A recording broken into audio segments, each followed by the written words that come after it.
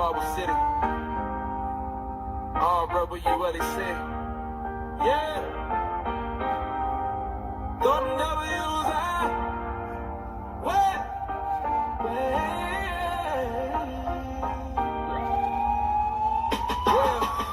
Came up running routes on a chalked up field. Hoops on a black top, chain nets, cheap meals. West on the jersey, now west in the heart. We were just a little crew, then the mission turned hard. Stallion talk strong, he gon' stand on truth.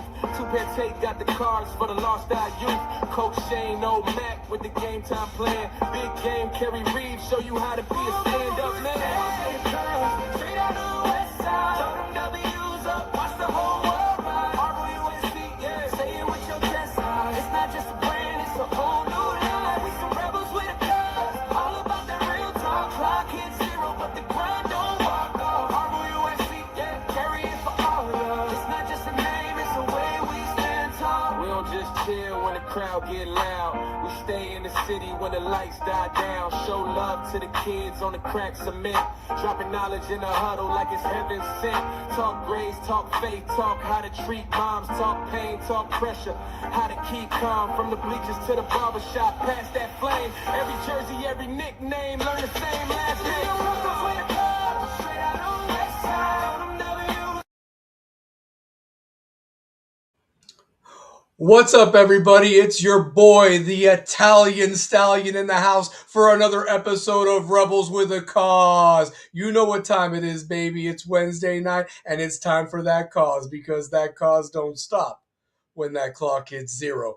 Gonna have a fire show tonight with you. Don't know who's all gonna be on tonight, but I know who is gonna be on. He had another fire show last night, and if you haven't caught him live, definitely do it. Tuesday nights on this channel, the KR Big Game Show with our guy, the big game Kerry Reeves himself. He's gonna be on obviously tonight as we talk March Madness, baby. And let me tell you this without spoiling it. I'm telling you, it's going to be a top-heavy field. Never mind the injuries that have been suffered by some of these major programs. They've got depth, they got dudes, and they're still all going to be players in March. So before you write them and put them in the ground, until there's zeros on the clock and they've been formally bounced from this tournament, everybody's alive. And that's the beauty of it. 320 plus teams rolled out of basketball with a thought to hoist a trophy in Indianapolis. And come Sunday night, 68 will have a dream to still do it, while others are fighting for their lives right now. It's the most exciting week. Honestly, it's just as good as the old bowl games used to matter on the week of Christmas, maybe even more because of that. But that being said, welcome to our show tonight, guys. Sorry we were on a little bit later than usual, but your boy, the Italian Stallion, getting ready to travel to Charlotte to watch them Canes maybe take an ACC title in Jay Lucas's first year. But that being said, I want to thank each and every one of you for subscribing to our channel. Over 194 subscribers, 20,000 plus views. Keep punching that like button and sharing our cause so we can gain others to join it, because everybody's got a cause, and that cause don't stop when that clock hits zero. Also, the views and opinions of this program are not affiliated with those of any other organizations or entities. These are solely the RWAC family and guest panelists' views. Also, this isn't the show to come on live, but if you want any questions or anything you want to talk about, definitely hit up the chat box, and that way we can make sure that we get to your questions, voice your opinions. What's your thoughts on these conference tournaments as they are in full swing right now? Coaches getting let go, and the clock barely hit zero and they've been let go. And just remember, always smash that like button and share us. It really helps the algorithms, and that way we can get others to join our cause. But that being said, let's bring him on. He's been waiting backstage patiently. I know he's got a lot to talk about. Broke some big news at the end of his show last night, and that's what we want to do. We want to always talk about the things that are going on in the sport as it's fresh that day, if we can give you that content. Because remember, if it doesn't bleed, it don't read, and neither will it be watched. But that being said, let's bring him on himself, the host of the KR Big Game Show, my brother from another mother, Big Game Kerry Reeves is in the house, baby. What is up? How's everybody tonight, man? Wednesday night, no place to rather be than right here, man. This is the place to be. Boy, got some action going. The tournaments are going strong. We're going to talk a lot about that, and it's going to be a lot of fun tonight, man. Yes, Absolutely. and I agree I with was happy brother. to break some big news last night on the show, and it was great to break. It was fantastic to break it. If I felt like I was actually one of the insiders breaking this news last night, it was Well, and you amazing. are, you are. You're very knowledgeable, and that's what you bring, man. You've brought it as a guest in the chat, and then worked your way in to the family. But my question to you, and you're more well versed in it. I feel you follow NFL a lot more than I do. Of course, you've had a reason to because your team has been a contender. Mine, basically, Tua sold his injury tent for 70,000 down in Florida. By the way, so Yep. that's breaking news right. He's Yeah, I taking saw it to that too. Charlotte, where I'll be Yeah. tomorrow. In fact, I'm actually looking for real estate property for his ass or whatever like Yeah, that. why don't I you, have why don't no you stop idea. down by Atlanta, Buckhead? I heard Buckhead's got some property for him down there to put that injury tent. They might. I mean, I'm telling you. I mean, I don't know what some of these teams are doing, but remember, I've always said this: one man's trash is another man's treasure. So I Yep. don't know, and that same could be said about teams as well. Yep. But NFL that free being agency seems to bring that out every year. It I'm never telling you. disappoints. I'm telling you, well, that's what I was going to ask you before we get into it, because obviously we're going to be focusing on the madness and everything like that. But I guess what I wanted to ask you, because you are well versed in it, big game, is the fact that, truth be told, is this the time when these moves are being made before the draft, or is this or is this just a lot of moves being made out of the ordinary? School me on that, if you don't mind. So It could be both statements could actually be true. It's a little bit out of the ordinary, and moves are being made right now. We got contracts that have to be settled. A lot of these guys that are moving have contracts that have to be settled by the middle of March, the beginning of the league season. Some of the cuts are designated June 1, which means they're already cut, but they will not be able to. But they're not allowed to post them until June the 1st. Salary cap stuff. It's a lot of moving around, a lot of dollars and cents to be moved, and everything else. But yeah, this is almost normal. This is faster though. It seems like there's more moves this year than ever before, and I think the draft coming up next month is a big reason for it. There's a lot of positioning. Everybody's trying to get as many draft picks as can because there's a lot of skill players in every position of this draft, and teams are trying to load up on them. Well, yeah, and I mean, I the one thing that I thought was interesting is I used to make fun of the Marlins, still do, that they're like a feeder program for the Yankees and the Red Sox. It sounds like the Dolphins are doing the same thing. They just gave your Bills Bradley Chubb, Yep. and I'm just saying, like, it's like they're fire selling. And here's my thing: I'm going to make a prediction right now. We used to make the joke in the past year about tanking for who, and it's looking like Mendoza's probably going to go number one to the Vegas Raiders and so forth like that. And that's fine. No disrespect to Mendoza. Played his ass off. Heisman Trophy winner, national champion. Can't take that away from the geek, but he's a geek with a ring. So I can't say anything Yep. about that. But what I do want to throw this out there is, are the Dolphins tanking for their hometown hero, Jeremiah Smith, to bring them a Super Bowl as the number one pick? Has a receiver been the number one pick before? Not very often. I think Keyshawn Johnson, as a matter of fact, I think he was the last one. That was the mid-90s. And he was electric. very That electric. way, he had a great year Oh, yeah. from Jeremiah USC Smith, back then. So, that's a huge possibility, man. I mean, I could see it, because if the Dolphins can stack up the offensive line and find a quarterback, Jeremiah Smith is a playmaker. And as we I have like seen, the fact they signed Malik Willis. I like the fact that exactly. they signed Willis. And he can win. In fact, I think the Packers looked better with him than they did with Jordan Love at side, Agreed. and I think that if they have found their quarterback a diamond in a rough and they can focus on other pieces to surround him, I don't know what their plan is with Etienne. I think they would be stupid to move on from him because I think he's a valuable piece. I think that if they can get their wide receiver room in check and their O-line and defensive line in check, we've seen when you're dominant on both sides of the ball in any level of football, you will be in the hunt for a championship. And I'm hoping that what the Dolphins are doing are smart moves, because it looks like they're just restarting, but it's going to be a rough year if you're a Dolphins fan. Not that the last 41 have been a picnic, but I'm just saying that it's going to be, hopefully if you're a Miami Dolphins fan, you also like the Canes, because that might be where your bread and butter is going to be. Saturday is going to be cojones, and Sunday the little balls haven't dropped yet Yep. for when it comes to the Dolphins. But that Yeah. being said, we'll get to the NFL a little bit later. But let's talk about some college football, brother. You know, it finished last week of the regular season with some interesting results and possible to seed adjustments for the upcoming NCAA tournament, like you spoke about. You know, I want to hear your views again on the regular season. I've got my take. I will throw this out there just because Duke has some injuries right now and Michigan has Carson out. I don't think that those two teams should be completely discredited. They have still No, dismantled they won't teams be. that played. They're deep. They're very well coached. I'm going to tell you this. Hats off to John Shire for winning ACC Coach of the Year. I think that when you replace 5 NBA starters, it's definitely got to go to you, especially when they were 1 3-point buzzer away from going undefeated in the league and Mhm. winning that they have. I mean, truth be told, they're 10-minute second half against Texas Tech, and realistically, And one that shot. last 3 minutes and one shot against North Carolina from being undefeated themselves. That being said, they were a bad minute from playing for a national championship last year as well. So Mhm. you can't discredit them until there's 3 zeros on the clock.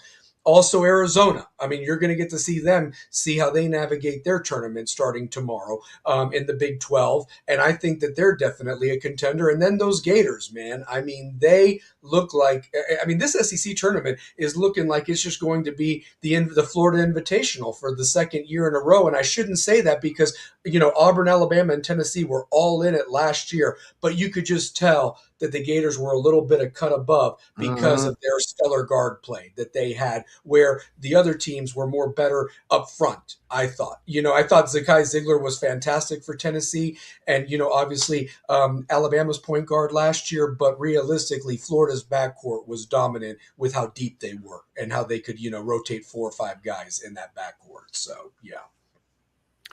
I tell you what, these tournaments the action has been pretty good so far. But yeah, Duke and Michigan, I'm not going to discredit them because they've lost the injuries. No. But Duke's getting somebody back that they lost earlier in the season, so that's kind of makes up for one of the two that they're missing. And Exactly. Michigan's going to be fine. Michigan's well Yeah. coached.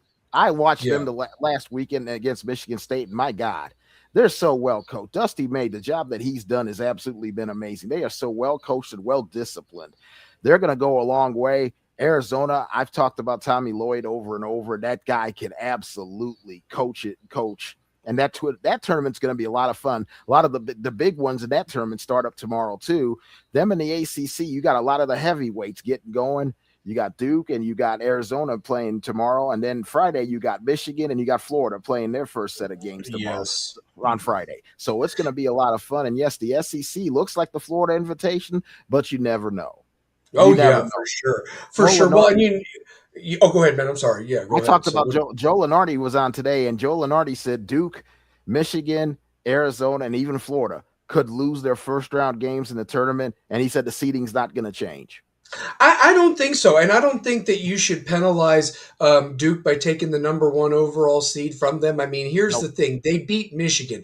We agreed Yeah. that whoever won that game probably was going to be your #1 overall seed, Yep. especially when Arizona kind of faltered there. Now, to be fair, Arizona had to navigate their injuries. Koa Pete was out. The Yep. other freshmen have had their nicks and knacks. It's a tough season, guys. I mean, I want you. That's the thing that I think that these guys that have aspirations to play the NBA, and I wish they all could make it, but it's not realistic with how many teams there are and the competitiveness and everything and what teams run and what they utilize. But the truth of the matter is, Kerry, is, you know, when you go from, you know, possible maybe 32 games in high school to 8 extra and you're playing more minutes Yeah. and you're traveling across the country and you're not just going to one town in the area, you know, and if you're one of those travel ball clubs, that's a different story. You're more prepared for that grind. But then when you jump up to the NBA and 82 games and then Yeah, the you're going playoffs, every night, and you're I mean, traveling it's almost a every other night. marathon. It is not a sprint. And honestly, I feel college football slowly become the grind of college basketball, and you're going to need depth at all points. But truth be told, I agree with Lenardi. I think that these 4 are set, especially with Connecticut, who we have actually kind of broke on these shows, that Yeah. Connecticut is playing to the level of their competition. Now, they could go on a run, but realistically, I think that Florida and Connecticut meet now. Florida is 10 points better than them, Gary. Exactly. I really believe that. And I'm not a Gator fan. I mean, I'm I not can't either. stand But them. but And objectively, and that's what Lenardi said. Lenardi said if they were to play right now, he said I would favor Florida by at least double digits because they're a better team now. Florida during the non-conference was trying to figure out their backcourt, figuring out Mhm. who's going to be in their backcourt. Once they got that figured, they ran roughshod through the SEC. My Oh, God. absolutely. And they had to integrate a guy that played at the Ivy League that was a very talented player in Mhm. Lee. But the truth of the matter is, it's going to take a minute when you're playing the competition they were playing. And not to mention, Golden, like John Shire, scheduled some major big time out of Yes, he conference did. games.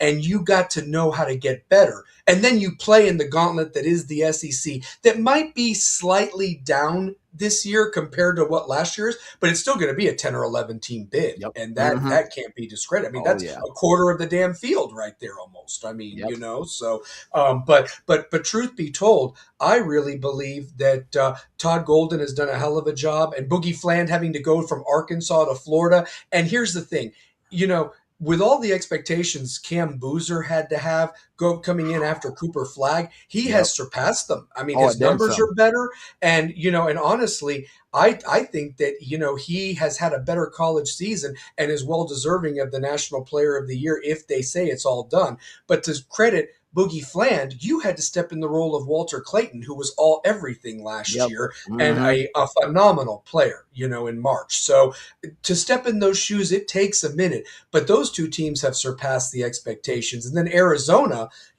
lost to Duke last year. What do? They just reload. They got rid of Yep. a couple of players. They got a couple of transfers. They brought in a stellar freshman class that has lived up to the height and Berries and Koa Pete and everything. So they're in the mix. And then Michigan, I mean, they're strong. They're big.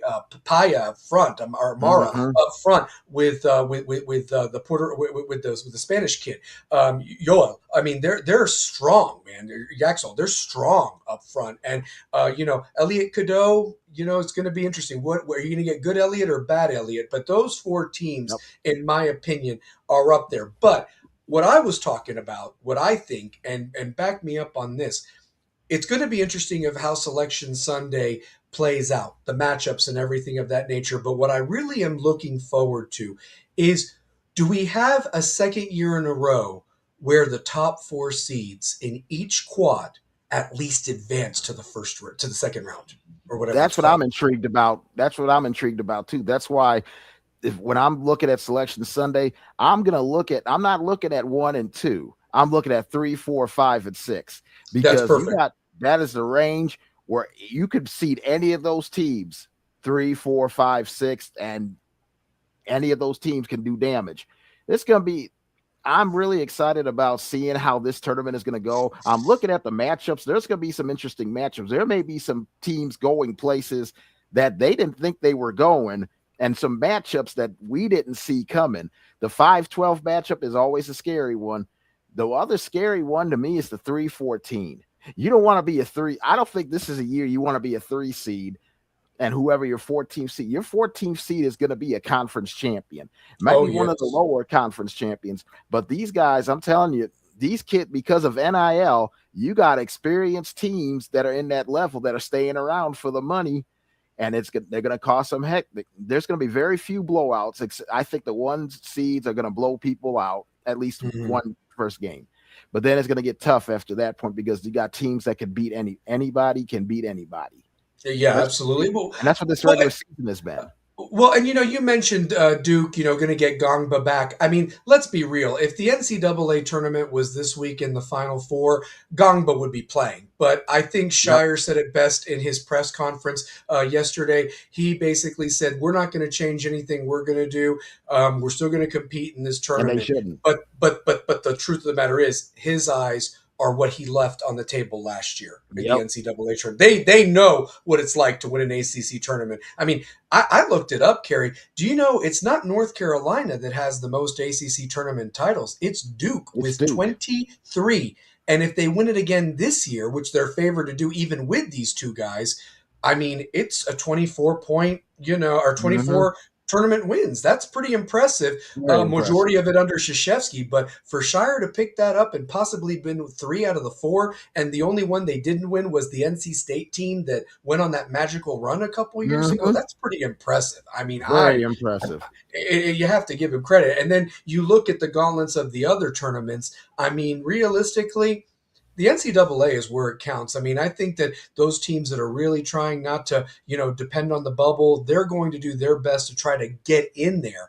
But I have a question for you. What is the status of, speaking of seeds and the importance and injuries, what is the status of Nate Ament? Will he be available for Tennessee in their game tomorrow against Auburn? He has been moved up. Him and Evans have both been moved up to probable. So there's a good chance they're both going to be active for tomorrow's game. Good. He's been practicing, and it looks like he's been moving a lot better in practice, and it looks like he's going to be out there tomorrow. Yeah.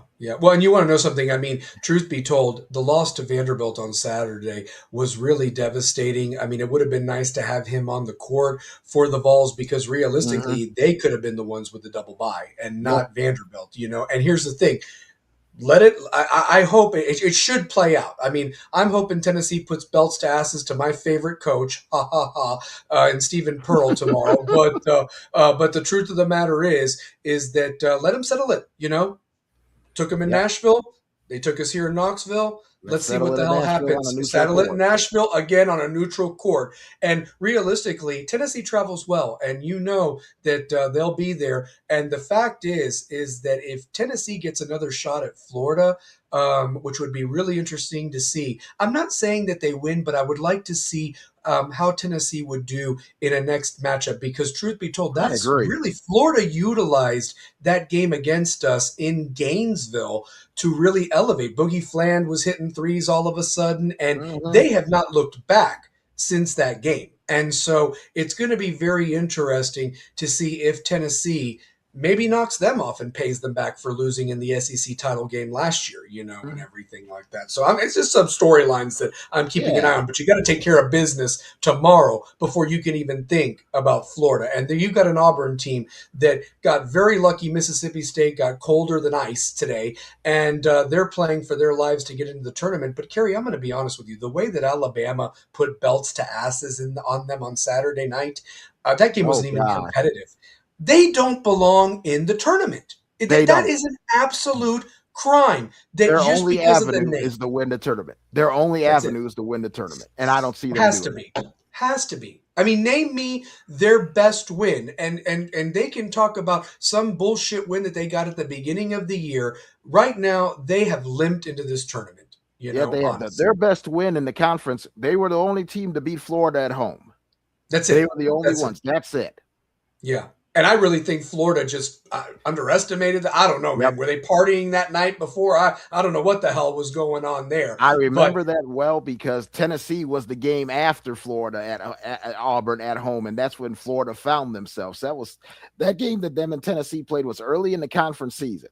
I'm like you. If Tennessee wins this one and they beat Vanderbilt on Friday, I would love to see a second shot at Florida, and I would love to see how Tennessee would tax them this time. With the time between both games, I would love to see how they match up because I think Tennessee would actually match up pretty well with them. Absolutely. And here's the other thing, too. There's a strong possibility Missouri maybe gives Florida a tough game because they played them tough. I think Missouri should win tomorrow, but, that's why they play the games and everything, and so forth. Because I'll tell you this, I don't want to see Kentucky. Kentucky barely beat a shitty LSU team today. Kentucky sucks. And realistically, Florida, I'm surprised that game got as even close as it did at the end there. I think maybe Golden took the pedal off and Kentucky's fighting for their lives. But in no point in that game did I feel that Florida was going to lose.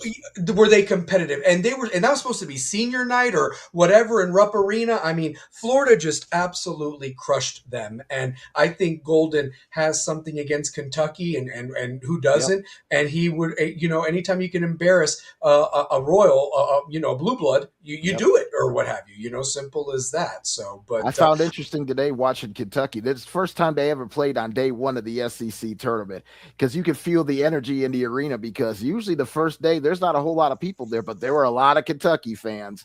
A ton of Kentucky fans. That's something.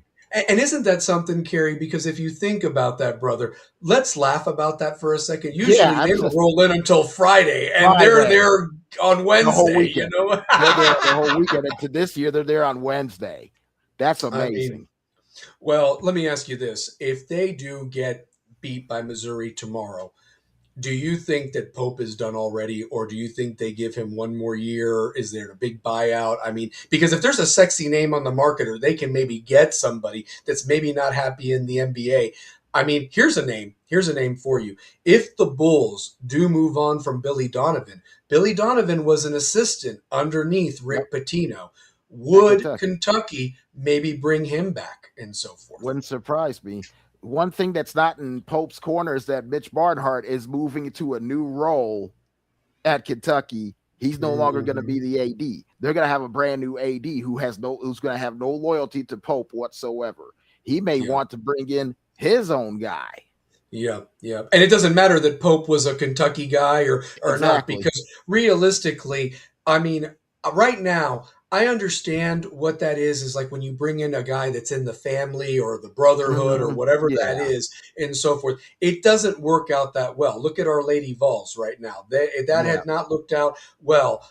They've had a tough season this year. That's a different story. But the truth of the matter is that sometimes you want to get the best name out there, you know, and for a long time, the guy that was at Butler, that went to the Celtics, Brad Stevens, who's now an executive, you know, that was a name that everybody thought, will he come back to the college game? Why would he? He's got it made. He's an executive. He's got a ring. They now got Jason Tatum back, and they're probably going to be in the NBA Finals if they have anything to say about it. So, you know, I mean, and they've been doing great without him. And now you integrate him in. I mean, the Celtics are definitely going to be in the mix. But what I'm getting at is, does Kentucky stay with Pope, knowing what they've dealt with this year, or they go for the home run hire because they're tired of seeing Duke and some of these other blue bloods do really well compared to them? Yeah, I understand that. I think it'll be interesting to see because we've already seen Kansas State's going to need a new head coach. Hell, today I watched Bobby Hurley at Arizona State get ran out of Kansas City, literally and figuratively get ran out of Kansas City. I mean, they lost by almost 50. Wasn't that the most pathetic thing you've ever seen? Oh my God! I mean, it was like they didn't even were there. There was no effort. There was no. I mean, Iowa State could have threw out the managers and the back and the JV back. I think I saw them. Out there hitting threes. Or I mean, nobody was going for rebounds. I mean, I saw Iowa State point blank when they were already up by plus 37. They got at least 3 rebounds around the rim, Kerry, and didn't put it up. I mean, nobody was even jumping for the my ball. God. It's so pathetic.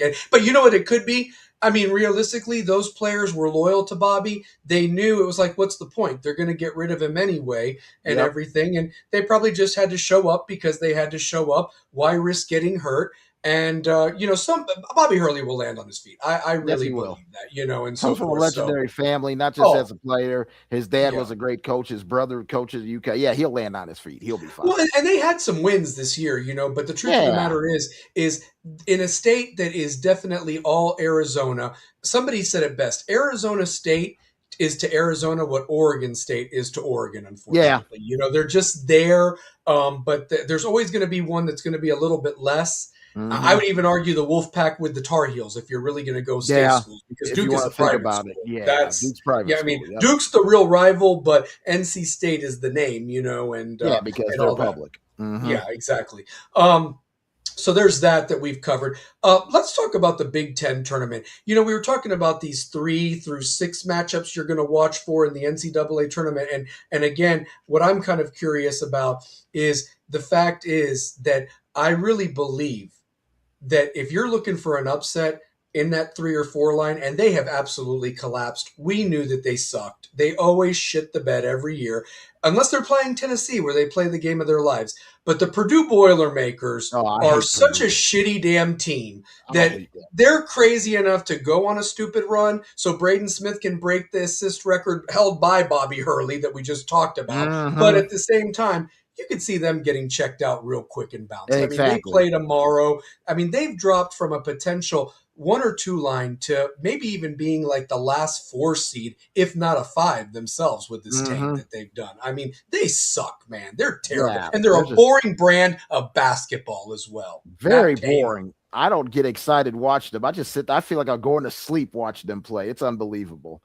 But Matt Painter, I don't know how he stays there year after year after year because he's not a great coach. He's got pictures on somebody. I'm telling Yeah, he's got pictures on somebody. He's got footage somewhere. My God, I mean, they're horrible. And they're then terrible.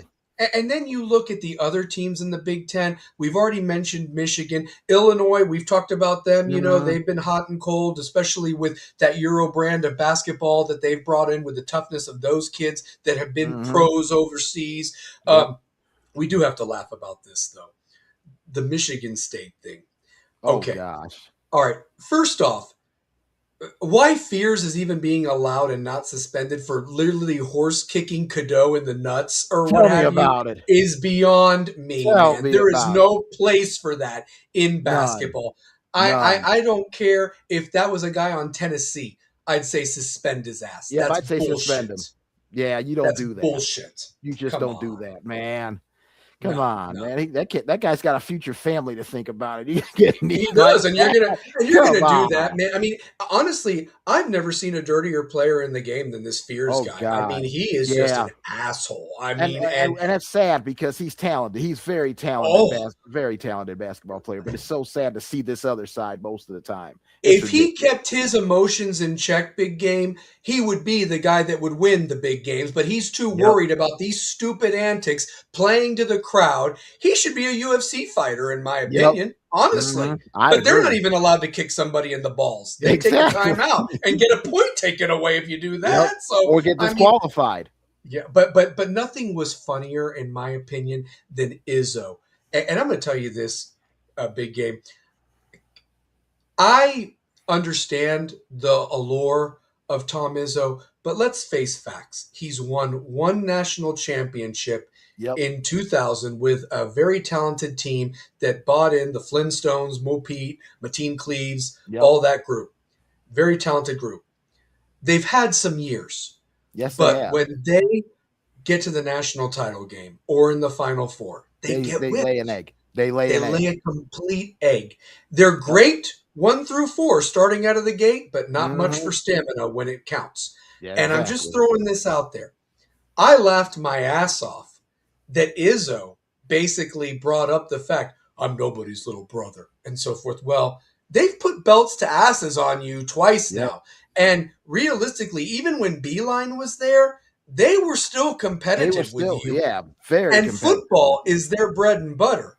It's Mhm. basketball that's always been Sparty's thing. So my Yep. question is, you've not really done your much to really separate the distance between you guys because truth be told, Michigan was 1 bad half away from winning the 2013 national title that is not even acknowledged because of strippers and all sorts of things that Louisville was doing Yep. under our favorite mafia guy in Patino. So Exactly. I mean, I'm just saying, like, you know, but it's really funny.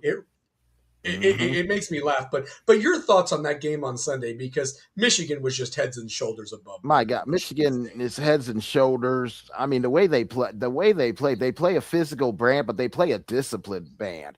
They Yes. move, they cut, they rebound, they defend. They don't turn the ball over. They don't that turn much the ball either. over. Yeah, That's so. the biggest thing. When you in that game, I think they only had like 6 turnovers the whole game. That's impressive. If you can be under 10 in an NCAA basketball game, you're doing something right. They don't beat themselves. They don't Mhm. make mistakes. You've got to go out and beat them. If you go and beat them, guess what? You the man. You got them. Mhm. They're Oh, not going to beat absolutely. themselves. They're not going to beat themselves. Oh, absolutely. And then to even, and then, I think back to what Michigan's guys said after the Duke game. They said flat out, we've not seen a defense like Duke's or whatever in the Big Ten. And I was thinking to myself, for a brand of basketball that's always been slow and boring to watch and everything like Mhm. that, they have had some teams put some numbers up this year that were Yep. interesting. And it's almost like is that because nobody watches CBS during the regular season anymore? Because that was honestly, the last weekend was finally a weekend CBS could say that they could compete. But at the end of the day, ESPN had the best Saturday matchups. I mean, Oh no doubt yeah. about it. So, Hmm. and the only reason ESPN didn't have a great Sunday lineup is because they're featuring the best women's basketball games on that day or whatever like that. Yep. They told CBS you can have the Conference USA or the AAC, whatever. Yep. They had a good game. They had the Missouri Valley. They have the Missouri Valley every year. That's one of my favorite mid-level tournaments because that always one of those teams gets to the NCAA every year and provides an upset. Yep. One of those teams plays really great in the NC for the first week. They end up beating somebody. They end up going down, but they end up winning a first-round game. So that's why I love that tournament. That tournament's a lot of fun. You get a lot of great competition.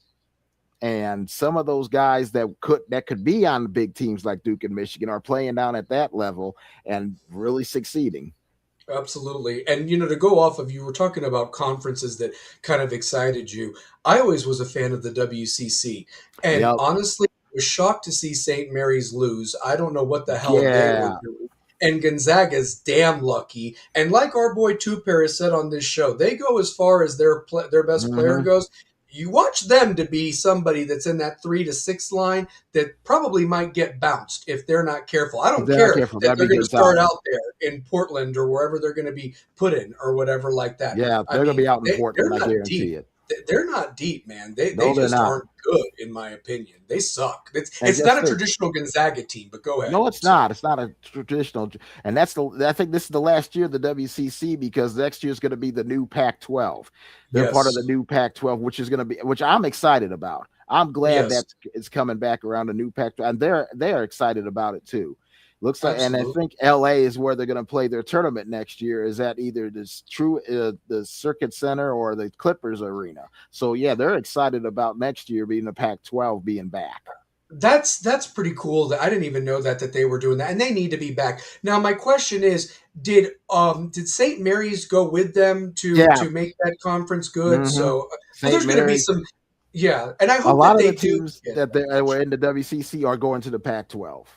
Gotcha. So let me ask you this, because I don't have any knowledge on it, and if you do, I would love to be enlightened. Who has the TV deal for the Pac-12 then for basketball? Did ESPN get that? Because, they used to have Bill Walton, remember, a long time ago, the 11 o'clock game, and I used to enjoy that, to go to sleep to after, and now you're kind of getting some late Big 10, Big 12 games or whatever from those teams. I think they'll probably have that contract, which will be pretty good. I think so they'll probably get it. It won't be FS1 or anybody like that. Nah, then I think it'll be them. Or TNT. Okay, well that's good to know. Yeah. And then I guess the other thing that we also need to talk about is, we've talked about the SEC. Let's talk about the Big 12 tournament.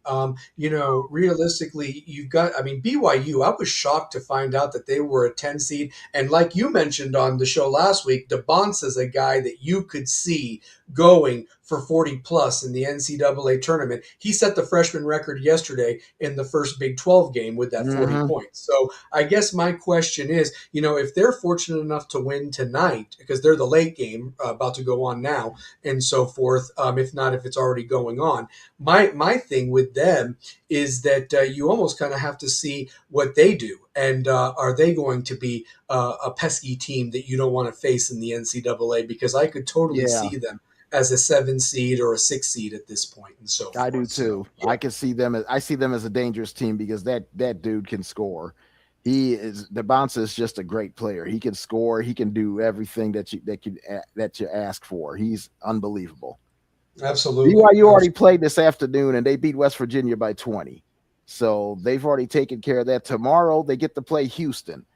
Now that should be a fun basketball game. So they did take care of business already. They took care of business with West Virginia. Tomorrow's matchups in the Big 12. You got Iowa State and Texas Tech. This is the third time for them. That's going to be fun. Central Florida and Arizona. It's going to be a sneaky good game. Central Florida played hard today. May have wrapped up an NCAA. I think they're in. They need the job Johnny Dawkins has done down there has been phenomenal. Has been incredible. BYU and Houston, and then Kansas gets the winner of the game tonight with Oklahoma, and finish the game with Oklahoma State and TCU. Kansas gets that winner tomorrow night late. I think TCU should win this game tonight or what have Hmm. you if I was to bet. But yeah, and then Kansas, what a fucking dumpster fire of a team, honestly. Oh my god. I don't know how to judge them. I On don't. one I end, don't. when they play really well, they play fantastic. When they play Yes. terrible, it's down here. It's Oh, no in between with them. There's no in it, between them. I don't know what to do with them. Kentucky could be even said the Kentucky's the same same thing. way. When they are atrocious at times. I mean, I just with the expectations of and the money that's poured in there, somebody's head's going to roll. And if Oh it's yeah, true that they've really, I mean, yes, Bill Self did come off of that title 3 years ago, but let's be real. That was probably the most unlikeliest team of his to have won a national to win a title when national they've had championship. way more talent. And they are another team that has faltered over the years, that has choked away really good seeds and games and so forth when they were a favorite. I don't And you know. got tomorrow's SEC matchups. You got Auburn and Tennessee. Kentucky and Missouri started off. You got Ole Miss and Georgia, which actually should be fun. And then Texas A&M gets the winner of the night game, which is going on right now with Oklahoma and South Carolina. So you got some I interesting ones tomorrow. I think that realistically, of I believe that if I was to, with gun to my head, I think Missouri, Tennessee, Georgia, and A&M, I guess being the higher seeds, will all move on, in my Yeah. opinion, and so forth like that, setting it up an absolute fire Friday the 13th for my birthday, Oh yes. obviously. So And it would yeah, be because fire too, man. oh yeah, and my plan is this: I'm going to go hit up one of the bars near the Spectrum Center early in the day on Friday or whatever to watch those SEC matchups play out, and then Hmm.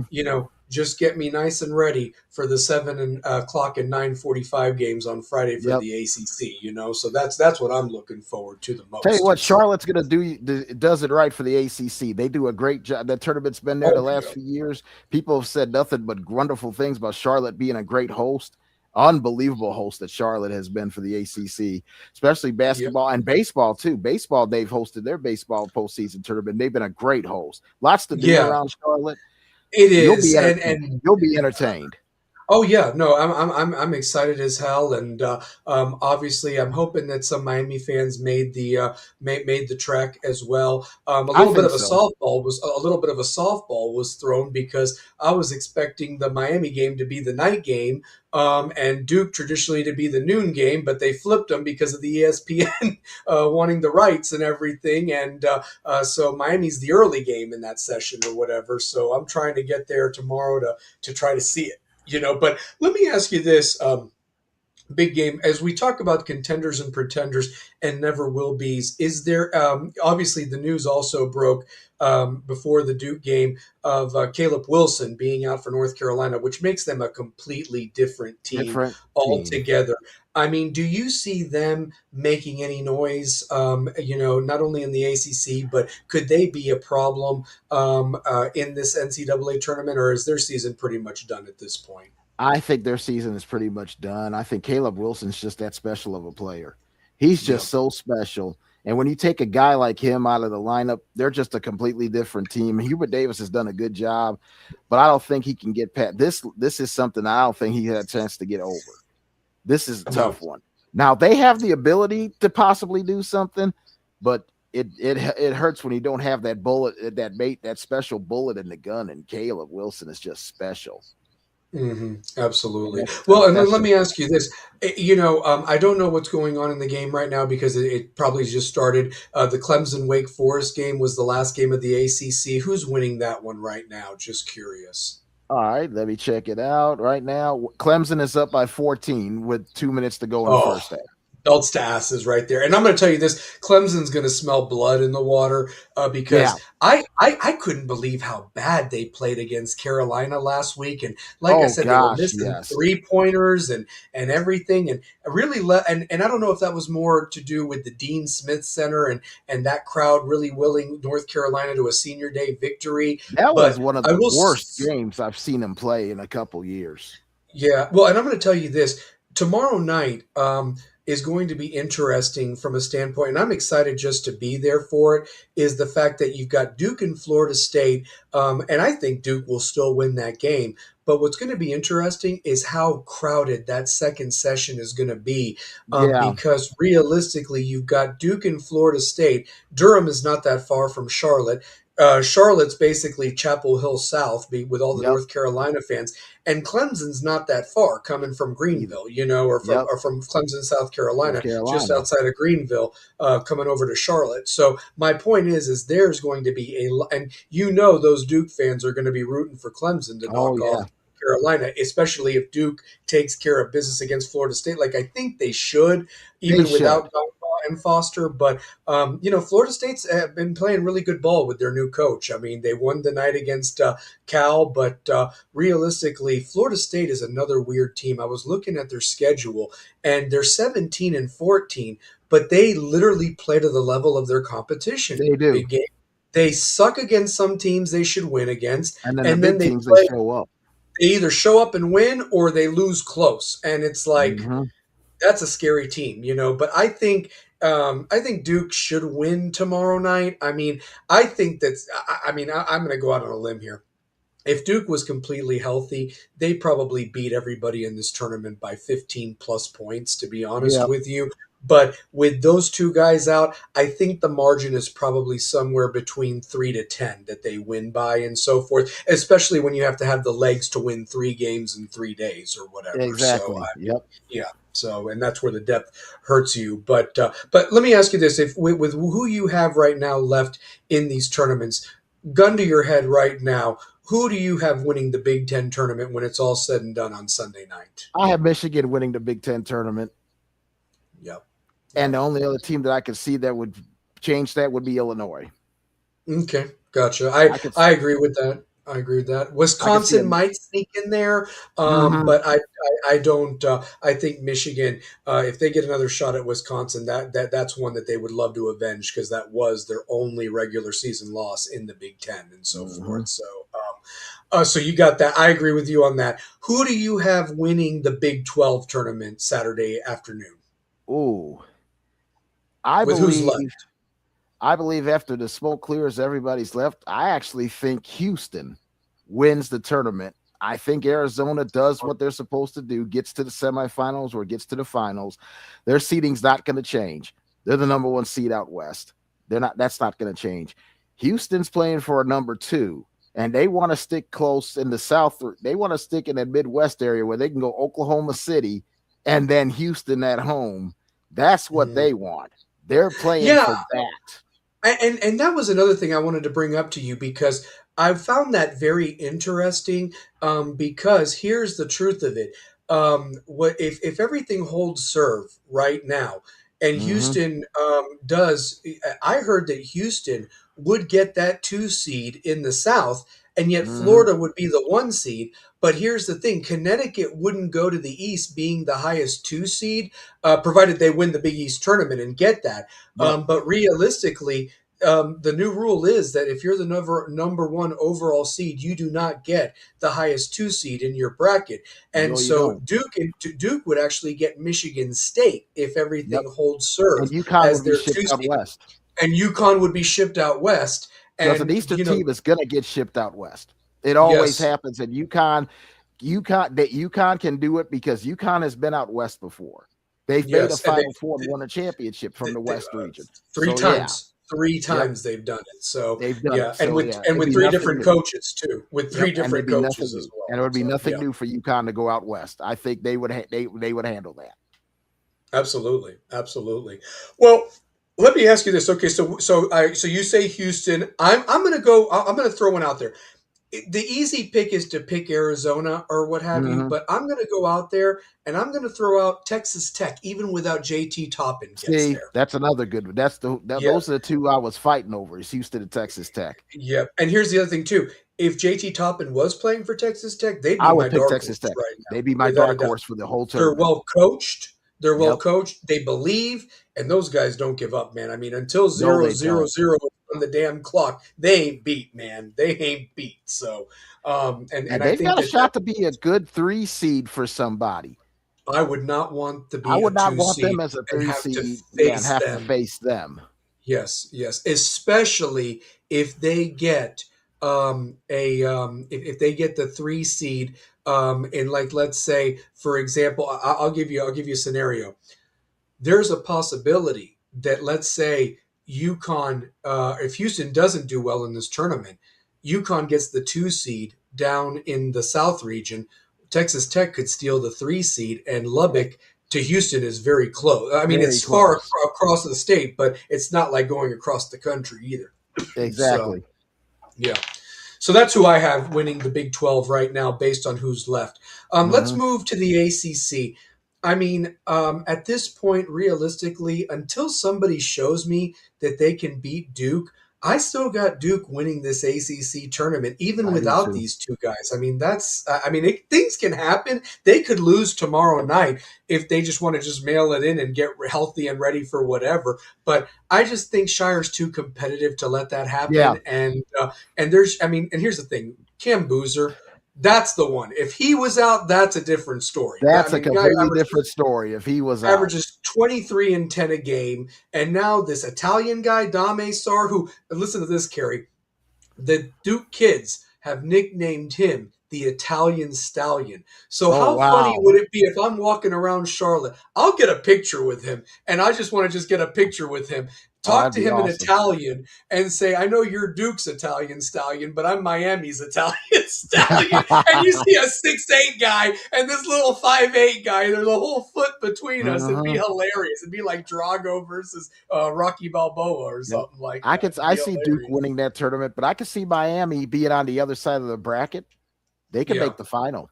They could, and that's what I'm hoping for more than anything. I would love to see NC State upset and improve Virginia. Their seating position. And I like the fact that if they make the final, they improve their seating position.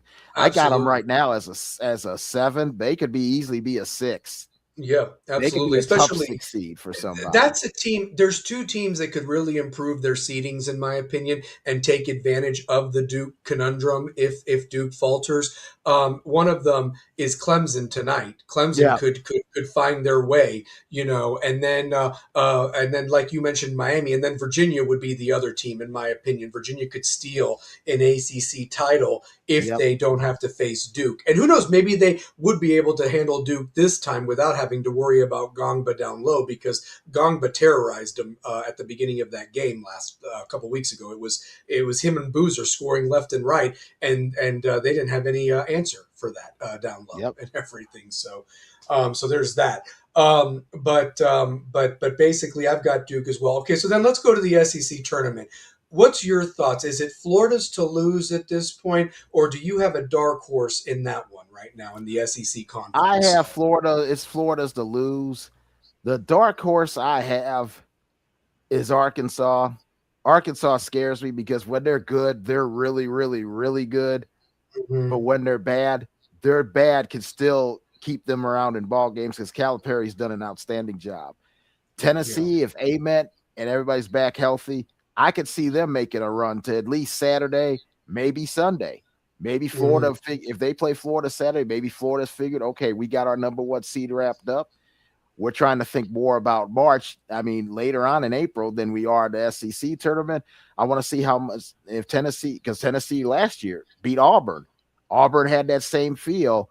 Okay, we won our first game, got as far as we wanted to, and then Tennessee won, and then they lost to Florida in that great game. So I think Tennessee and Arkansas are the dark horses. Gotcha. I like Florida to win, but I like Tennessee and Arkansas. Bama, they're 2 up and down for me. Yeah, I was going to throw Bama as a dark horse because of Felson, or that kid that they've got, Fillion. Yeah, he's really good. My question is, what's Acuff's health status? Is he going to be able to play for Arkansas? Say he's going to be able to play for Arkansas Friday night. Because they're a different team with Acuff. They really are. So, I mean, and you saw it the other day. I'll throw one more team that's really pesky, and could make some noise if it falls their way. Missouri. Can't discredit them. They've been playing some really good ball as of late. They gave Florida some problems. They're well coached. They're deep. Mm-hmm. They have a lot of upperclassmen that have played at other schools that know the grind of the NCAA tournament. Yep. And so I'm just kind of intrigued by what they could bring to the table as a dark horse. But like Mhm. you, I think that it really boils down to it's Florida's tournament to lose. And yeah, you got to look at a Tennessee or even a Arkansas just in case as somebody that could maybe sneak in there and so forth. You can't discredit Acuff, those teams. So. Fillion, and Ament, 3/5 of the all freshman team of the SEC and probably freshman All American. Yeah. How Oh, by scary the would that way, be? How oh my scary would God. that be? I mean, that would be the dream scenario that Kentucky would have tried to pull if Yeah, Calipari was still there. if he was Um, there. question for you: who was SEC Coach of the Year this year? Todd Golden, it was one of the closest votes ever. I would have given it to him. I mean, I again, would have. you're replacing an entire backcourt. I mean, I get it. Like to complete that success, he deserves it. He really The A&M does. coach McMahon was second, and he deserved to be second because he was the last one hired. He was the He last was. new coach hired and did a great job with A&M this year. Yeah, so he got second, and I think the coach from Vanderbilt got third. He Biden. deserves it. He deserves it Yeah, because of what he's done with them.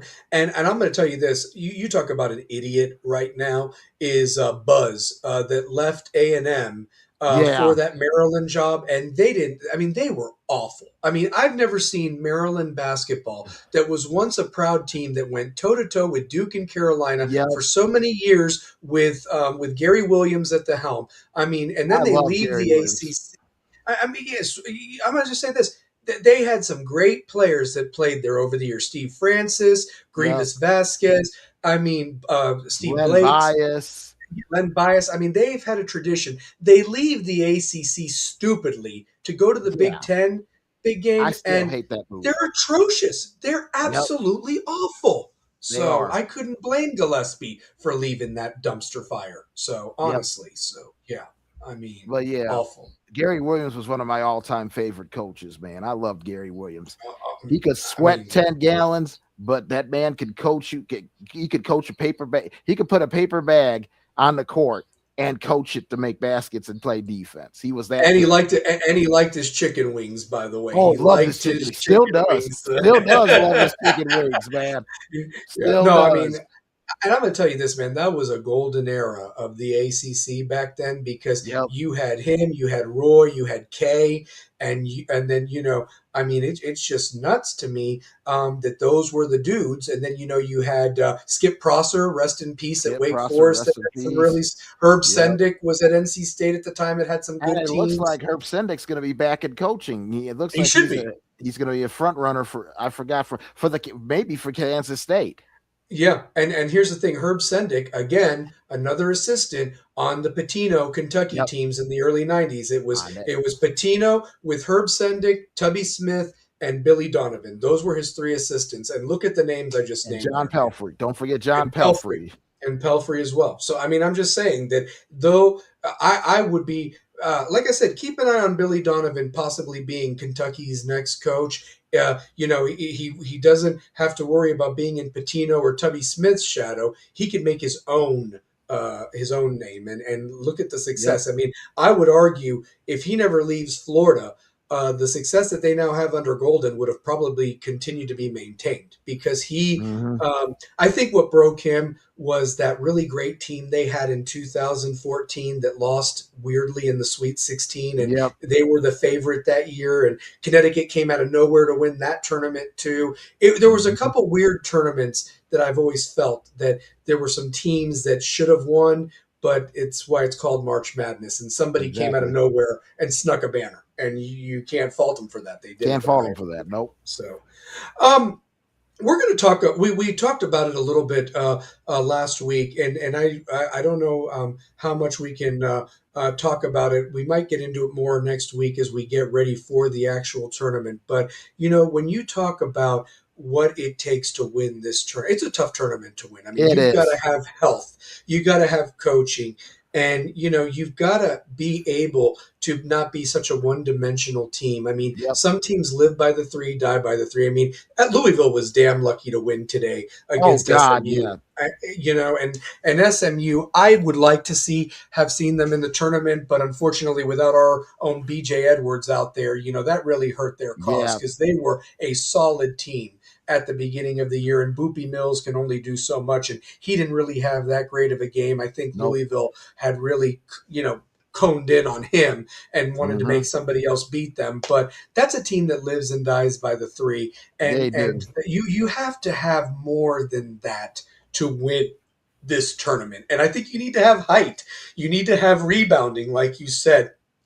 And again, the intangibles, because, depending how these refs are going to call these games, are they going to call it consistent? Are they going to allow the ticky tack shit? If a team gets in foul trouble, their job, honestly, big game, is just to ref these games and not make it about them. And realistically, they've made some tough calls. Go ahead, though. And these crews are going to be mixed.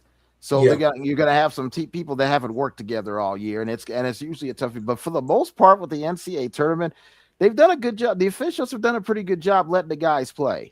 Yeah. And you talk Yeah. about what you need to win a championship. You got to learn how to make adjustments during the game. Yeah, you can't wait till halftime. You cannot wait till halftime. You're going to have 2 games within 48 hours. Got to be conditioned. Yep. Have great guard play. You cannot have turnovers all over the place. You got to have great guard play. Great guard play helps you win a championship. And you got to be a little bit lucky, because some of these matchups, you may not have an advantage. You may have an advantage at one, and then when you go to another matchup, you don't have that same advantage. You got to adjust. Yeah, for sure. That's what makes this tournament fun. It's a shame that basketball is so pressed up against football, and so forth, but everybody lives for this March tournament. But I would love to do a show in the off season in regards to which champions of these NCAA tournaments had the toughest path. You know what I mean? Because there were some teams, like you said, that the parting of the waves, to be biblical about it and so forth, where the dam broke and you got very lucky that you didn't have to play chalk. Other times there was a 1 seed that literally had to play the 8, the 4, the 2, and then another one, and then another one. You know what I mean? And realistically, that's a damn tough path, And so some could argue, does that make you the best of the best when you're comparing teams and everything of that nature? But in their own right, they were champions of that particular year, and nobody can take that away from you. That's right. More than anything. So, yeah. But that being said, it's going to be interesting how this shakes out, and obviously we'll go. We'll take a look at that. You touched on it. We didn't get a chance to touch on it, but last night Bam Adebayo scored 83 points last night for the Miami Heat. Now, me being a Miami Heat fan since 1988, I've seen some players come through there. Glenn Rice, Steve Smith, Ronnie Cycli, Tim Hardaway. Alonzo Mourning, Dan Marley. Then, of course, you got to go to Shaq and D. Wade, and then the LeBron and Bosh and some of those teams. Never in a million years would I think that this young man would be the one that now has the Miami Heat all-time record. And the truth of the matter is, I don't give a fuck who he played last night. The hate that I saw on there, and I'm not saying this as a Heat fan, I would say this as anybody's fan. As anybody's You cannot take 83 points away from a guy, and I don't give a damn how he scored them, because if the other team is dog shit and stupid enough to keep putting him on the foul line, and he's actually making them, which is a very tough thing for big men over the years. It's gotten better, but I remember Shaq could barely make 3 in a game or whatever, and you were asking this guy to make 36 free throws. But how dare some of these columnists actually say that? I mean, the guy outscored the Wizards, who suck, by the way, literally by himself in the first quarter. Big game. I mean, but your thoughts on Adebayo's performance, honestly, last night? Tell you one thing, and there's one thing that's true. I could list 100 players that could have scored 83 points in the game, and he wouldn't be in the top 100. But he wouldn't have. He's a damn good player. He's an Olympian. He's a 2-time gold medalist. The man does know how to play. He knows how to shoot and does everything well. He's represented that franchise well since the moment they drafted him. Oh, absolutely. To me, this is another great accomplishment. I saw watching the highlights last night. It wasn't just he didn't realize how far he was getting, but his teammates looking at them, seeing how happy they were for him. That to me said everything about the whole evening, because they were happy for him. Absolutely. And they should kept feeding him, and the crowd was fantastic. Oh And yeah, no. Well, Miami. Here's the thing: the Heat fans have always been loyal to the Heat and so forth, and they're because of very Pat loyal. Riley, they are. And the thing is what I hated as a Heat fan is that people like would think that oh, I only joined the bandwagon because of the big three at that time. No, man. I mean, I could name you every player that's played there over the years. I've been Mhm. loyal since '88 when we were chicken shit for the Knicks and the Bulls to beat up on in the '90s. But I'm just saying that Yep. literally speaking, it was nice for this program. And I'm going to say something that I actually had a discussion with people at work about today. You look at some of these kids. Bam Adebayo was a Kentucky guy. Mhm. Look, what SG's done at OKC. You don't need to say anything else. You have Booker, other guys that have played at Kentucky. Jamal You've had some Murray. of the guys, Jamal Murray. You've had some guys at Duke, like the Tatums and everything like that. Yep. You got to think about this. They didn't play 4 years at those programs. They were one and Mhm. dones. These are their peak years that they're Yep. having at this level because they finally developed and they have some good coaching and have been put on some really good franchises and actually have helped them win. I think the other thing too is that the Heat aren't going to probably go very far, but if they have gotten out of that 7 to 10 range and not have to play in the play-in tournament, I think they've accomplished something, in Yeah, my to opinion, me that's a win. That's a because win. that's not been their thing the last few years.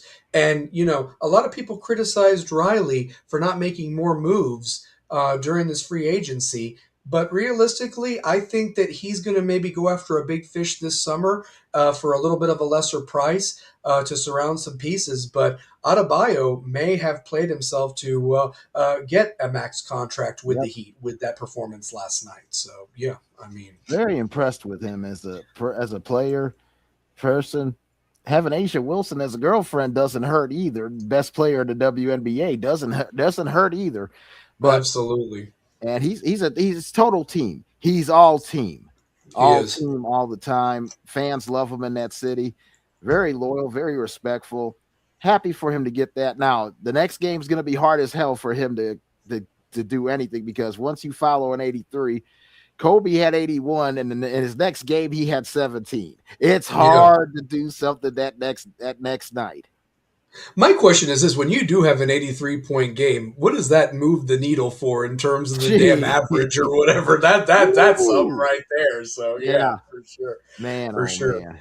Well, you touched on it a little bit last night, and of course, I wanted to bring it up again and so forth. More than anything, was the fact that we have these NFL free agencies been going on, and you broke the news last night of the big name that was signed. Was anything more done today that may have shocked you, or anything that we're still kind of maybe waiting for to see where the chips fall, in your I still opinion? think we're waiting for a couple of decisions. I know Kyler Murray got released today officially. He couldn't be released until officially today.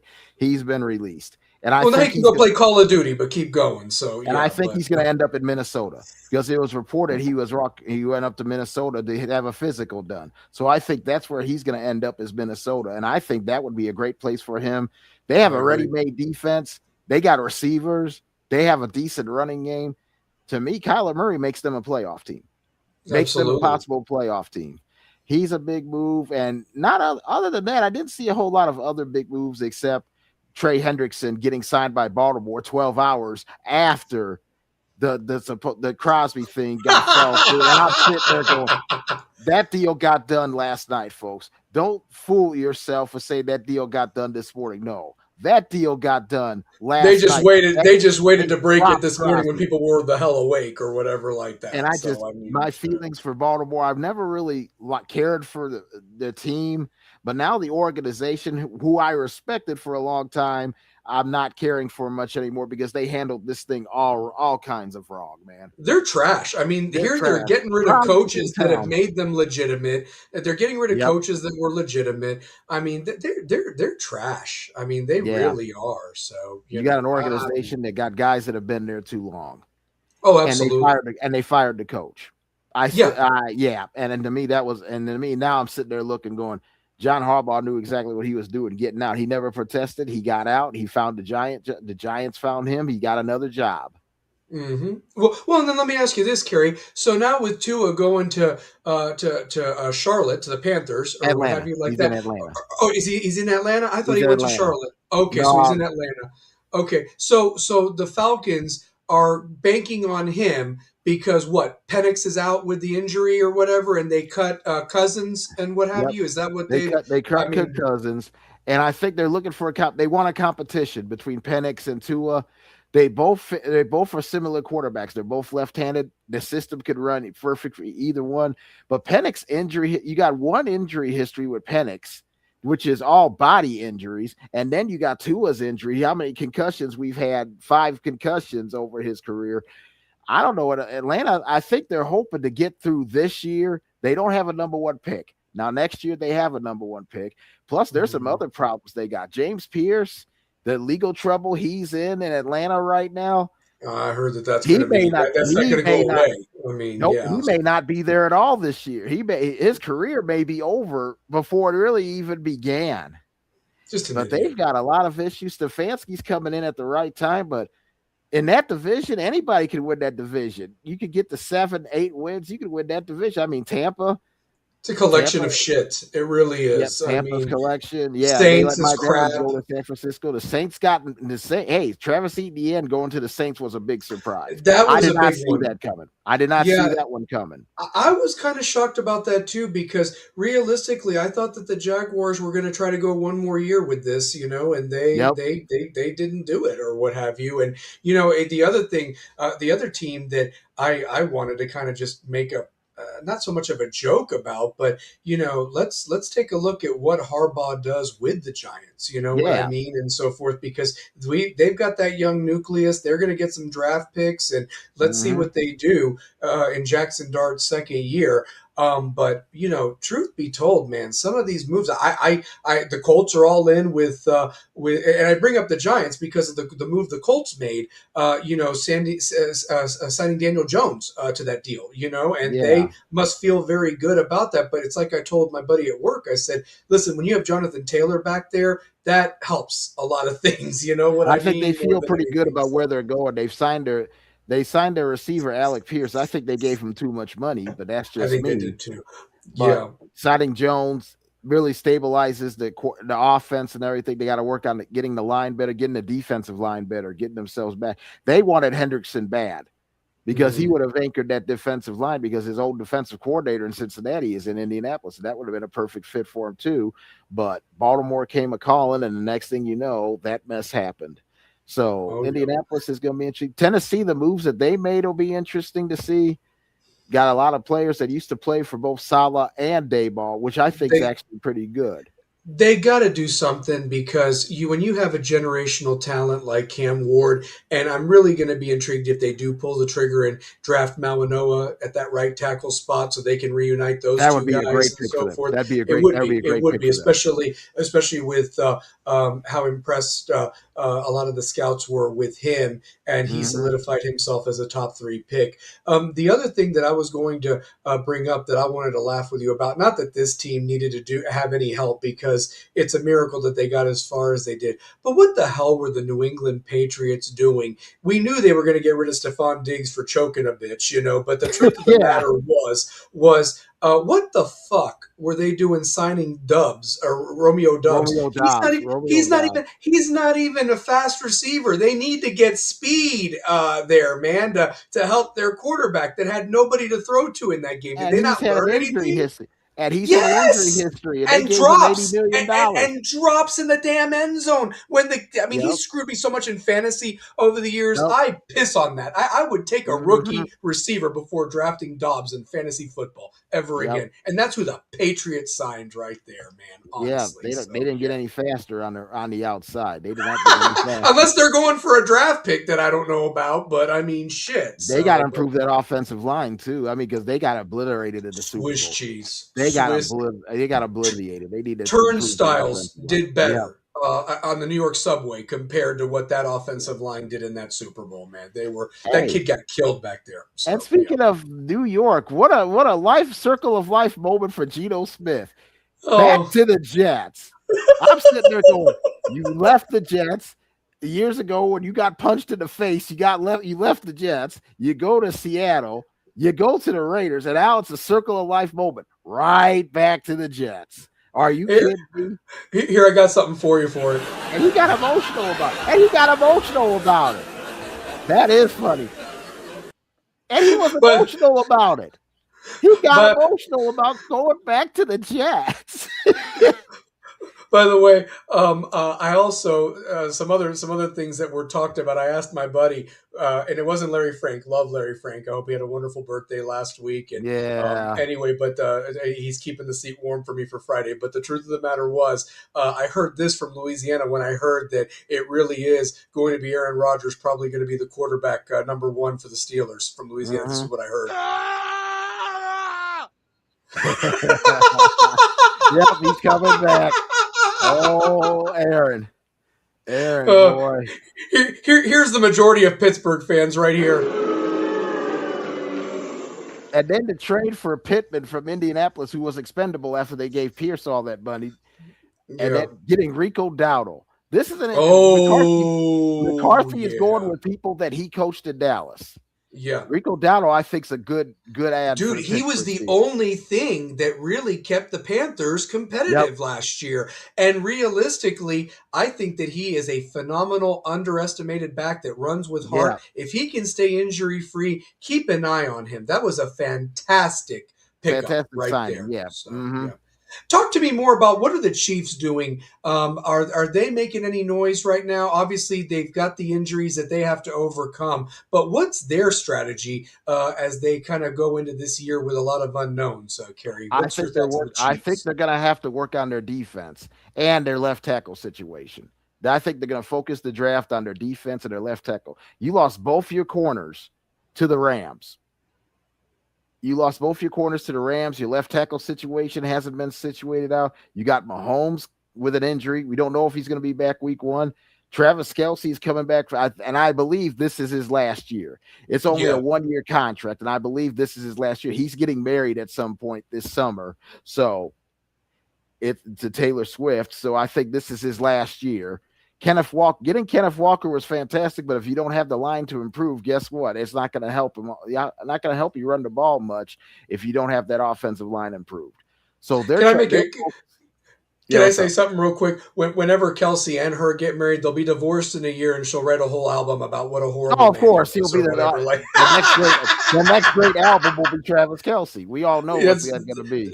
Yeah, because we've heard enough about Jake Gyllenhaal and all the other ones. And let me just tell you this, man. I'm just going to throw this out there. Is that like the golden syndrome? Is that a GPS right there? Because it just does nothing for me, man. Yeah, that does nothing for me. 10,000 women, maybe even 1 million before I would even be attracted to that broomstick. I'm just I know, being I can't do it. Right she has no meat on her bones, man. No, nothing. Man, not at all. I mean, are you kidding me? That's olive oil with blonde hair. Oh, honestly, and I'm just saying, like, I don't want to see her. I want to see a Bella Danger. I want to see the Cavender twins. That's who I want to see on my TV screen on Sundays or Saturdays. Look at Cooper DeJean. He's dating Nikki Bella. You want to talk about stepping that game up? He's dating a MILF. Total MILF. Total MILF. She is a cougar. Exactly, and that dude is killing it. Cooper DeJean is killing it. That's my man. Way to go, Cooper! Way to go! Exactly. You scored yourself. You didn't score yourself a girl. You scored yourself a woman. What a woman! What a woman! There Nikki you go. Bella. So, oof, man, she still got it. Tell me about it, man. I love it. I absolutely love it. So, well, let's go on, brother. So, we were talking about the conference tournaments and so forth. What are some of your big games this weekend? I mean, obviously we have to have the tournaments play out, but if there's potential matchups that you could see, what is really going to move the needle if the tournaments fall the way that they do and they go chalk like we're kind of predicting that really needs to be must-see TV up until 6 o'clock selection Sunday, brother? I'm looking at the Big Ten matchups. I'm looking at the Big Ten, and I'm looking to see what we're heading to. We're heading to Michigan, Illinois, possibly in the semifinals. I mean, we're looking at Nebraska. Nebraska, we haven't talked much about Nebraska. Them and Michigan State, that could be an interesting fathom themselves. ACC, of course, we could have Duke, North Carolina in the semis. Always We fun to could have, see the three. Yep, part three. but that Yep. part three, the other game I'd be interested in, if we get it, is Miami and Virginia. They played a tough, getting close game in Virginia last time. I think if Miami Blew an second shot at 11-point lead, yeah, and it broke I think my Miami heart, can man. beat them, and I think Miami Because can beat them. Because sadly, Miami would have gotten the 2 seed if they had not Yep. blown that 11 thing. I'll give you one. I would absolutely love to see Duke and Miami play. Jay Lucas against John Shire. He was his assistant last year. They know each other's stuff, and that was the one ACC matchup that did not happen this year because of the unbalanced schedule. Yep. So that's something to keep an eye on. So yeah. Absolutely. So, And of and then course, anything in the Big 12, right? I mean, anything in the shoot. Big 12, Arizona, Houston, Texas Tech, Iowa State, SEC. We could talk about Tennessee, possibly in Florida, but another matchup I would love to see in the semifinals, if everything goes chalk, Alabama and Arkansas. You know the game they played down there in Tuscaloosa, double overtime. It was like 117 to 101 or something. Yeah, something like that. We could have another one. We could have another I one hope like so. that on a neutral court. It could be all kinds of stuff. But You know what I looking at want? tournament games, I it's want gonna the be fun. best of the best throwing down and leaving it on the damn court, Kerry. I think that's what we're going to get. more than I anything. believe that's what we're going to get. At least I think in the ACC and the SEC, we're going to get the best action humanly possible. I Big think so 12, too. I think we're going to get it too, because it's going to be a lot of fun. You got the Big East is not what the Big East used to be, but if you get a Connecticut St. John's final, that would be gold.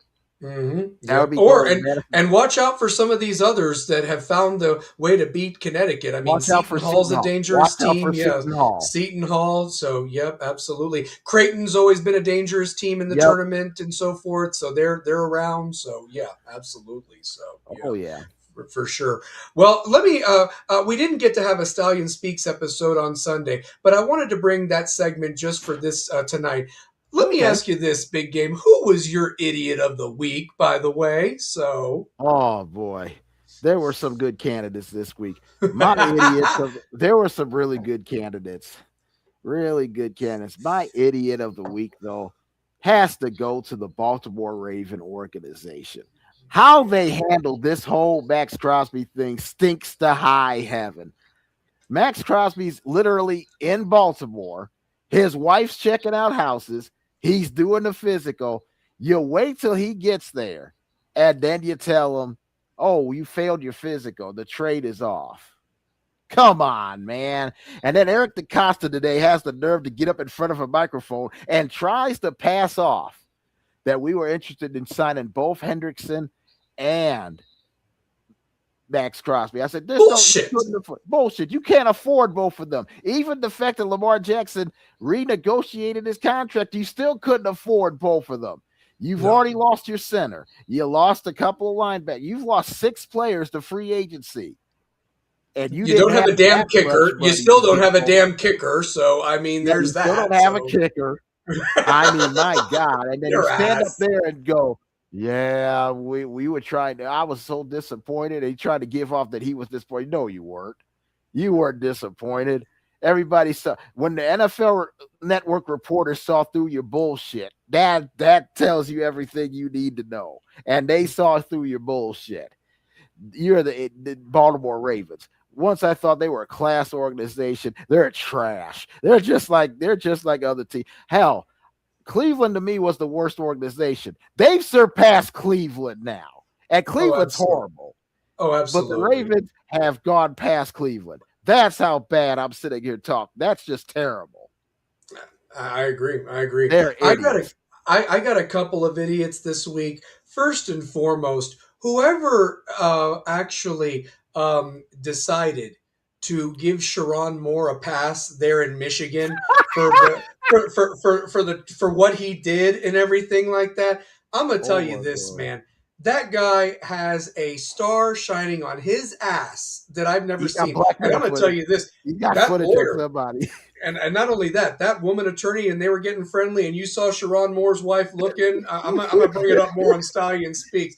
I'm going to tell you this. Old Sharon Moore, man, he's a talker. He's the OnlyFans star right there. and that son of a bitch somehow eluded jail time. And now I'm Yep. hearing that the lesser degrees that have come across. And then to make things worse, Miss former assistant, Purdue grad, by the way, the daughter of the scout for the Chicago Bears, Miss Yep. Thang, she's now playing the victim. And I'm thinking to myself, well, it wasn't a problem when you were sucking his balls, honey. I mean, let's face it. Come on, It you know. wasn't a And now problem you're going to then. play the damn victim. And I'm tired of it every freaking time. Honestly, you know, I don't condone what he did and held you hostage. Nope. But why would you even put yourself in a situation with a married man like that? Exactly. Honestly, come on, honey. You know, let's wake up. And knowing Come him on. the way he looked at that lawyer, he's probably begging the lawyer. Oh, the lawyer wanted some of Sharon, so that's what I'm saying. I think she's already had some. I'm just guaranteeing it. Oh, she negotiated a plea that deal. Man is a talker. That man is a talker, apparently. He has can to get be, because anything he wants.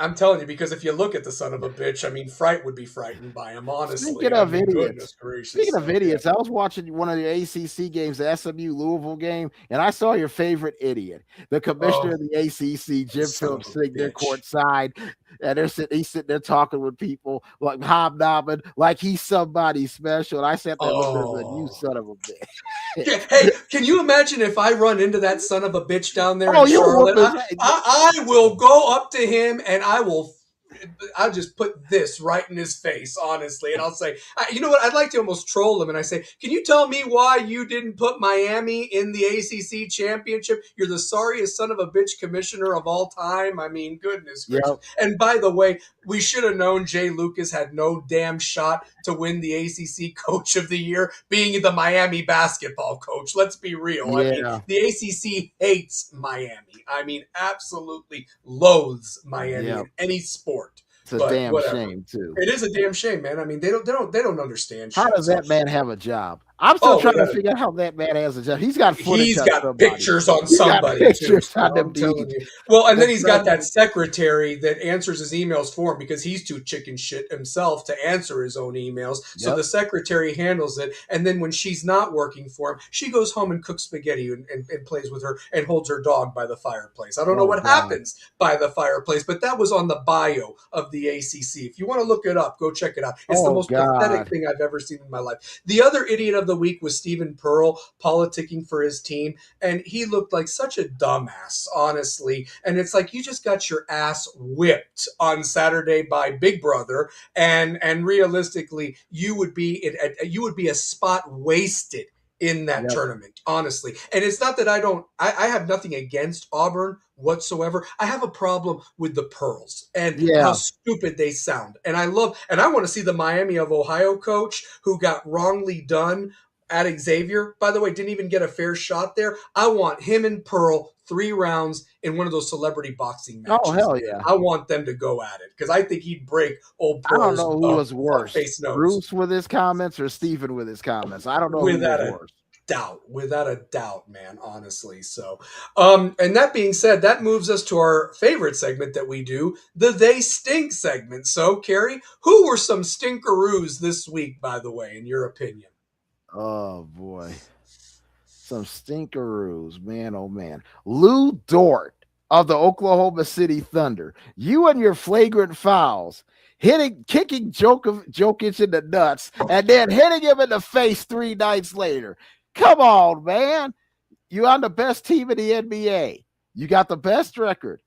I don't see you going up to Wemby and doing that, because if it was Wemby would whoop your ass.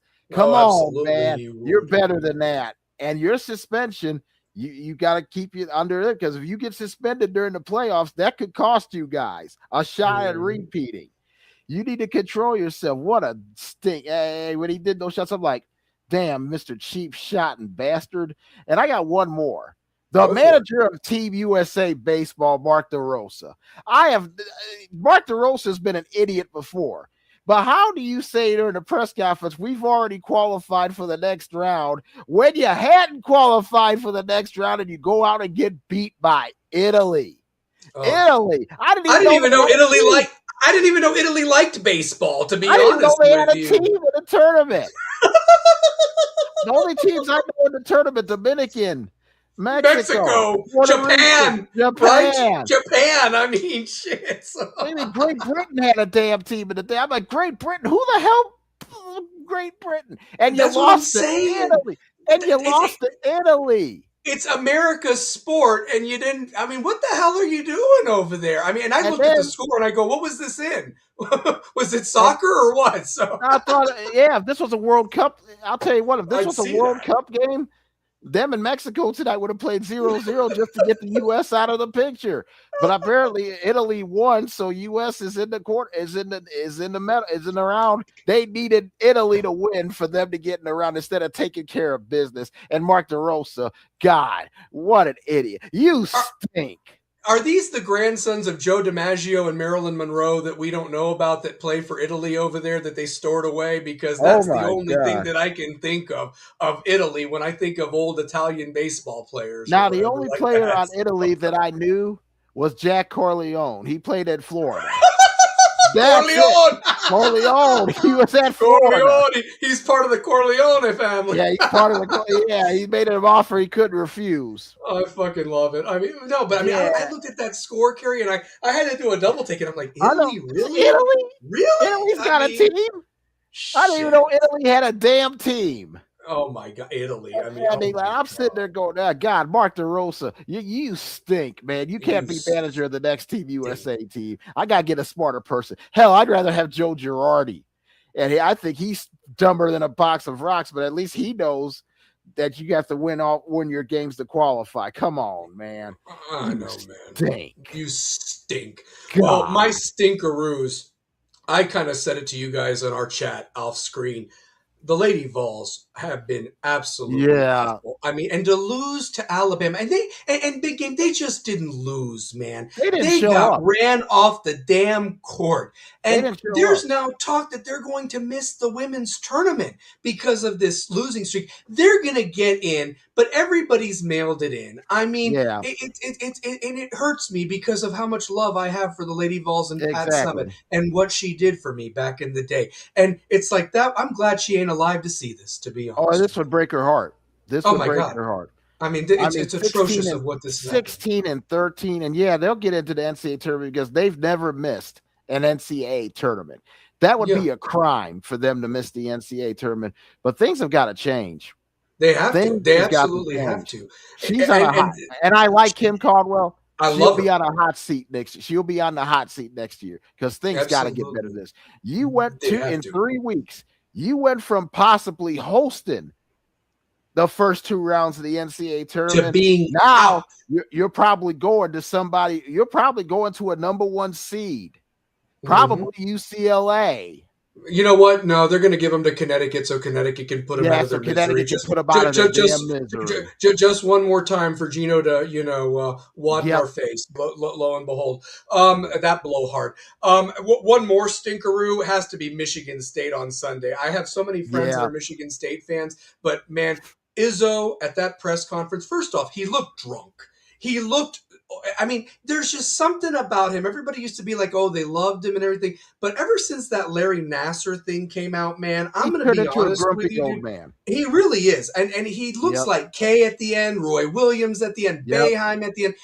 Just go, man. It's a young man's game. It's okay. Exactly. Even Saban had enough of this. But the fact is that you should have suspended the guy. You talk about a guy that kicked somebody in the nuts. Fears kicks Cadeau in the nuts. And Michigan's going to call you little brother, because realistically, you were little brother this year. They dominated you in both games, and the score doesn't even truly reflect how much better they are than you this year. And it might hurt your feelings that they might win the national title this year. And remember, Michigan is still, despite all the success that Michigan State had with Magic Johnson and the Flintstones, at the end of the day, if you mention anything with college basketball in Michigan, it will still be the Fab Five. And that might hurt some feelings right there, honestly. It might. So, and that's the facts. So, you stink.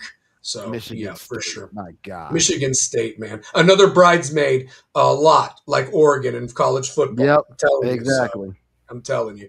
Well, let me ask you this, Kerry. It's been a great show. I want to thank everybody that tuned in. I know the chat Yep. box wasn't hopping tonight, but I saw some viewers that were watching. Again, if you could just punch that like button and smash it. Sunday night, I'm telling you, Stallion Speaks will be on. We'll talk about the tournament. I'm hoping you can join me, big game, but I will have the window and I'll invite people on of who they think is going to be the favorites based on the matchups. Even as you mentioned off camera during our show, the women's selection show will be going on, and then by that point we might even know the times of the games and the channels. Yep. So as that comes in, I will be making sure as we are going live, and we're going to have a great Sunday night. It's also going to be my roast. I turned 42 on Friday, and obviously you can roast the Stallion on Sunday. Tell me how bad I suck, how annoying I am, how short I am, how bald I am, all that good stuff and everything like that. But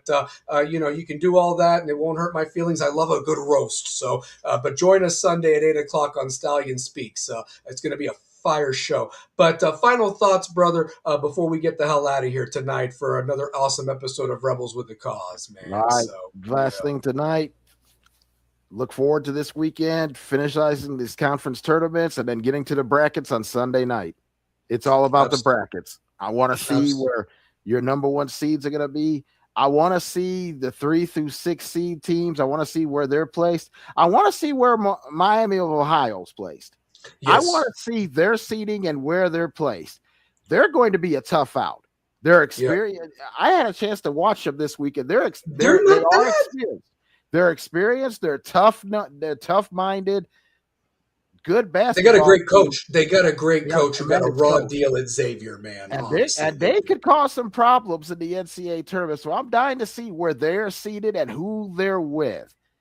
Because I'm going to make a prediction. Matchup with them is going to be deadly. What if they put Auburn and them in the first round? It would be so damn must-see TV to watch that one and have the game on TNT. You know what I mean? So I'm going to make a prediction right now, calling it right now. When Duke gets that 1 seed in the East, their 16 seed will be Tennessee State, coached by Nolan Smith, who just happened to be the running mate of John Shire on the 2010 national title team that won in Indianapolis. I'm making that bet right now, by the way. I can see that. Big props to Nolan Smith, man. Job he's done at Tennessee State. First year, man. I'm going to tell you this. If Kelsey and Louisville part ways, Nolan Smith is going to be Louisville's next coach because of his father, Derek Smith, that was on the 86. And Derek Smith was a tremendous player. And his dad was a tremendous player. Yeah, he was. Yeah, Nolan Smith, what a great job he's done up there at Tennessee State in his first year, man. Ending that drought for them not being in a tournament. He's done a great job. Yeah, and they could, and you know how the NCAA is. They love the matchups. They love the storylines. Who's to say that they don't put UCF as Duke's round 2 game because of Johnny Dawkins? And they did it before. And they did it before. Johnny Dawkins was the assistant on that staff of 2010 under K and everything like that. I remember Big Taco. So they played a great game. And his son, they almost bounced Zion Williamson. I was there at that game. So, in South Carolina for it. So, for sure. Well, brother, amazing show as always. Again, you had a great show last night. Stallion Speaks Sunday night at 8:00. KR Big Game Show Tuesday night at 8:00. We'll probably go more in depth. I probably might even join you on Tuesday night just to see how those first 4 games are going. We're going to get to see Charles Barkley and Dick Vitale call a game. It's awesome, baby, with a capital A. And that'll be interesting to me, too. I want to see what the first 4 matchups are. I want to see what they are, especially with the teams that that are on that bubble. I want to see what they end up with those first, because it's going to be – some people will be shocked at some of them. I won't be, but I want to see what those matchups are, because those have the potential to be really good matchups. I agree. And you know what the thing that sucks? I feel really bad for some of those smaller conferences that have to play their damn way in for a 16. Yeah. If I can just be fair, I really think that those first 4 games should be the right for the 12 seed to take on the 5 seed. Let the teams that won their conferences literally get in there and take their ass whooping against the 1 seed. That's bullshit. I've never liked that. They deserve to get in and at least experience that. Not Dayton, Ohio. I'm talking one of the major sites like Greenville. or Houston or somewhere like that, that Tampa that's hosting or something Let like them that. let them get their shine on the big stage. Bullshit on that first four crap. That's for the bubble teams that by the nick of their ass got in and need to really earn their way in for that opportunity. It's like that one mulligan you get in putt-putt or in bowling, that type of shit, honestly. Exactly. So yeah, for sure. Well, guys, listen, thanks everybody for tuning into the show. Remember, that cause don't stop when the clock hits 0. Smash that like button. And more than anything, Gary, you know how we end every show? We throw up that W, baby, because that clock don't stop when that clock hits 0.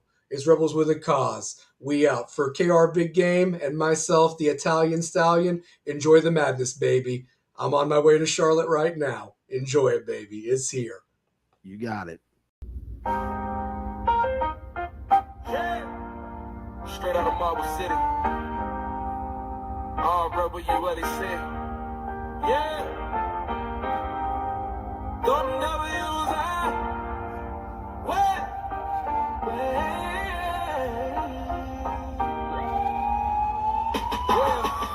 Came up running routes on a chalked up field. Hoops on a black top, chain nets, cheap meals. West on a jersey, now west in the heart. We were just a little crude and the mission turned hard. Stallion talk strong, he gon' stand on truth. Two-pair tape got the cards for the lost our youth. Coach Shane, old Mac with the game time plan. Big game, Kerry Reeves, show you how to be a stand-up man. Straight out of the west side, throw them W's up, watch the whole world ride. RUSC, yeah, say it with your chest. It's not just a brand, it's a whole new line. We some rebels with a cause, all about that real talk. Clock hits 0, but the grind don't walk off. RUSC, yeah, carry it for all of us. It's not just a name, it's the way we stand tall. We don't just chill when the crowd get loud. We stay in the city when the lights die down. Show love to the kids on the crack cement. Dropping knowledge in the huddle like it's heaven sent. Talk grades, talk faith, talk how to treat moms. Talk pain, talk pressure, how to keep calm. From the bleachers to the barbershop, past that flame. Every jersey, every nickname, learn the same language.